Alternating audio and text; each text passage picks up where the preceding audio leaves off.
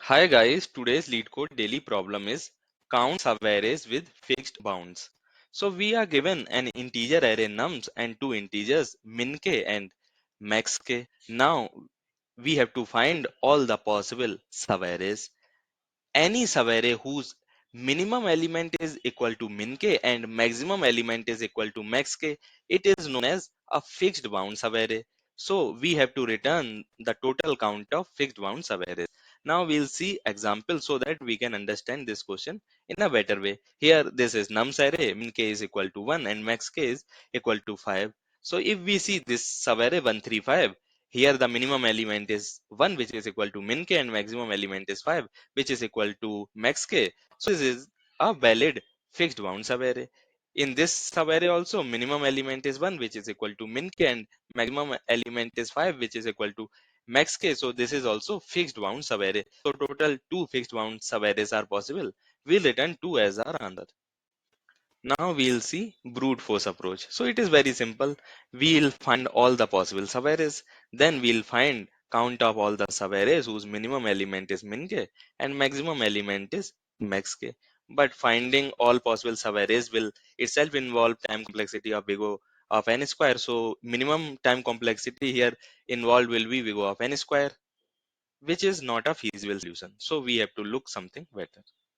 Now we'll see sliding window approach. So here we'll take three variables, start, minimum and maximum. In start, we'll store the L minus 1th index of the window. And in minimum, we'll store the minimum element of the window, maximum, we'll store the maximum element in the window. Now we'll just traverse in the array. If the current element is not in the range min k to max k, so we'll initialize start with this current index as we are hopeful that it can be equal to L minus 1 index for the window. But if this current element is in the range min k to max k, then we'll add this element in our window. Also, we'll update our minimum and maximum accordingly if it is equal to min k or max k. Like if current element is equal to min k, then we'll update minimum value with the current index. Or if current element is equal to max k, then we'll update maximum value with the current index. If at any time in the window both min k and max k are present, that means we got a fixed bound subarray. Also, all the subarrays starting from low equal to start plus 1 to minimum of index of min k comma index of max k, all low will be possible from start plus 1 to this number. So that many new subarrays are possible. So we'll just add min of minimum comma maximum minus start to our answer.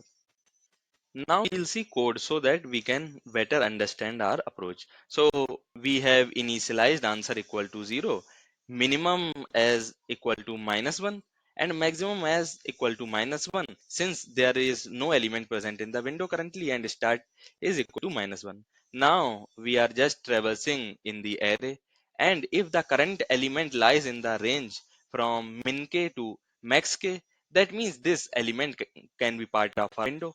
So we are just checking if it is equal to min k, then we are doing updating minimum with I, and if this element is equal to max k, then we are updating maximum with I. Then we are finding the minimum index between the min k and max k element present in the window. After that, we are seeing if both min k and max k element are present in the window. That means that this can act as fixed bound subarray, but we also ensure that they lies in the window, that is k is greater than start, that is minimum of index of min k and index of max k should be greater than start. And if this condition satisfies, then we just do answer plus equal to k minus start.